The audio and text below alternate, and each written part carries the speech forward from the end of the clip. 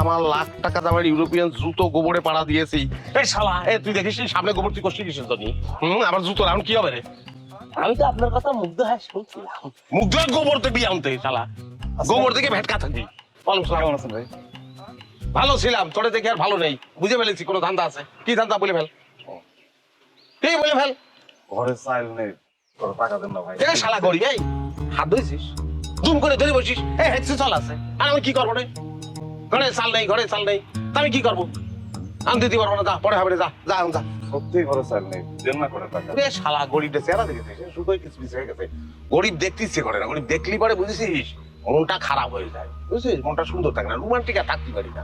সামনে আসবি না কোনো সময়। ও হবে না রে, হবে না, হবে না, যা। ভাই আরে দেখতারি বারবার একই কথা, চোখ দুটো দেখছিস, হ্যাঁ? কত কাল খায় না দেখ। কই গেছি? লুঙ্গি নিচে কিছু পড়েছিস নি? পরিছি, হাফ প্যান্ট পরিছি। তার লুঙ্গিটা খুলে দে।